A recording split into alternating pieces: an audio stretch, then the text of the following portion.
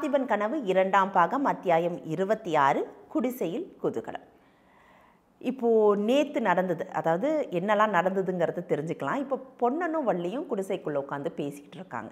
அதாவது ஆற்றங்கரையில் கையும் களவுமா பிடிப்பட்டாங்க இல்லையா.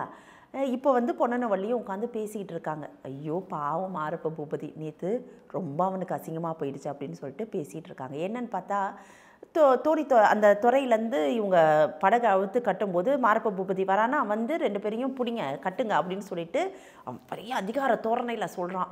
எல்லாரும் வள்ளியும் பொன்னனையும் நிறுத்திடுறாங்க, படகை பிடிச்சி நிறுத்திடுறாங்க. எங்கே நீ கொண்டு வந்தியே எங்கே அப்படின்னு கேட்குறான் மாரப்ப பூபதி. நான் என்ன கொண்டு வந்தேன், நான் ஒன்றுமே கொண்டு வரலையே அப்படின்னு சொன்னோன்னே, தேடுங்க நல்லா தேடுங்க, அந்த படகுல தான் இருக்கணும், தேடுங்க நல்லா தேடுங்கன்னு படகை தேடி தேடி பார்க்குறாங்க. படகுக்குள்ளே ஒன்றுமே இல்லை.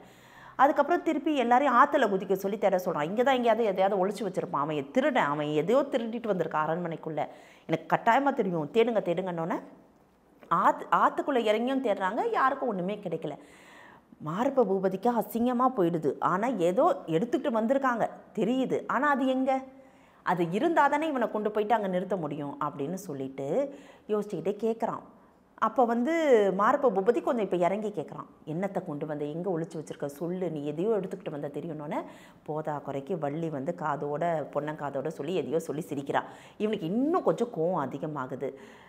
இவன் கேட்குறான், சொல்லு பொண்ணா, நீ எதையோ எடுத்துக்கிட்டு வந்த, யாருக்காக எடுத்துகிட்டு வந்த, எதுக்காக எடுத்துகிட்டு வந்த, இப்போ அது எங்கே ஒழிச்சு வச்சுருக்க சொல்லு, இல்லைனா இவனை கொண்டு போயிட்டு நான் சக்கரவர்த்தி முன்னாடி நிறுத்திடுவேன் அப்படின்னோடனே இவன் கேட்குறான் பொண்ணு, ஓ சக்கரவர்த்தி முன்னாடி நிறுத்துவீங்க, ஆனால் என்ன சொல்லி நிறுத்துவீங்க, எங்களை துணித்துறையில் பார்த்தீங்க படகு தள்ளிட்டு இருந்தோம் அதனால் நிறுத்தினேன்னு சொல்லுவீங்களா அப்படின்னோடனே இன்னும் அசிங்கமாக போயிடுது மாரப்ப பூபதிக்கு. வள்ளி சொல்கிறா, ஓ சேனாதிபதியாரோடைய வேலை இதுதானோ அப்படின்னோடனே கோவமாயிட்டு மாரப்ப பூபதி, இங்கே பாரு ஆம்பளைங்க பேசிகிட்டு இருக்கிற இடத்துல பெண் பிள்ளைக்கு வேலை இல்லை, நீ பேசாம இரு அப்படின்னு சொன்னோன்னே வள்ளி கேட்குறா, ஏன் நான் பேசக்கூடாது, இப்போ என்னையும் சேர்த்து தானே நீங்கள் குற்றம் சொல்கிறீங்க அப்படின்னோடனே இவனுக்கு கோவமாயிடுது. சரி இந்த படகு விலை உயர்ந்த படகு உனக்கு எங்கேருந்து கிடச்சிது அதை சொல்லு அப்படின்னோடனே, எங்கள் தாத்தா ஓட்டிகிட்டு இருந்த படகு, அதை தான் நான் போயிட்டு உறையூர்லேருந்து எடுத்துக்கிட்டு வந்தேன், இதெல்லாம் வேற உங்களுக்கு தெரியாததையா நான் சொல்கிறேன், ஏன் வீரபத்ர ஆச்சாரி பற்றி உங்களுக்கு தெரியவே தெரியாதோ அப்படின்னு சொல்லி கேட்குறான்.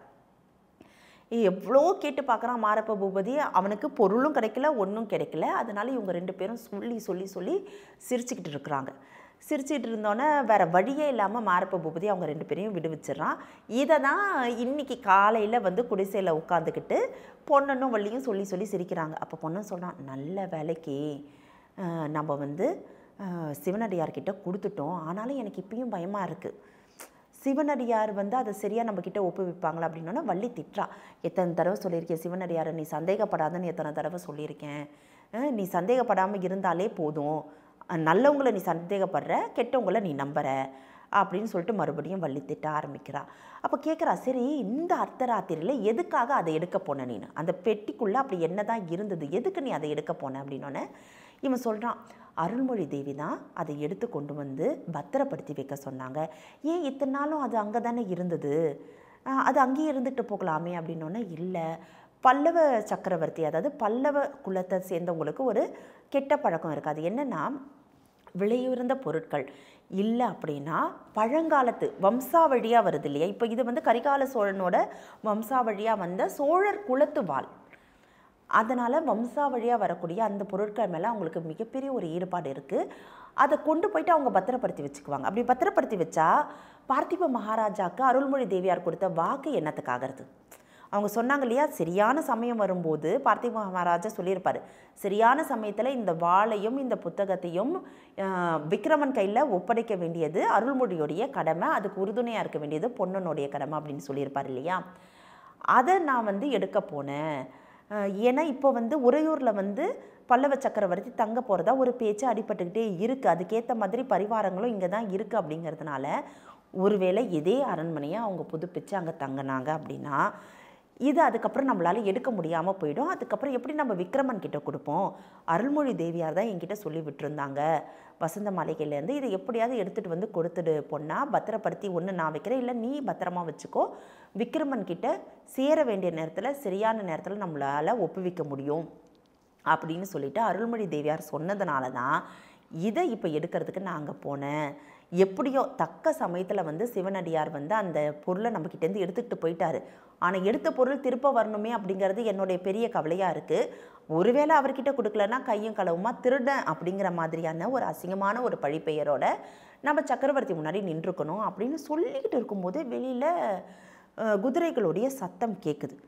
வேக வேகமாக வந்து பொன்னனும் வள்ளியும் திறந்து பார்க்குறாங்க. பார்த்தாக்க சக்கரவர்த்தியோடைய பரிவாரங்கள் குதிரைகள் எல்லாம் வந்துட்டு இருக்கிறதா பார்க்குறாங்க.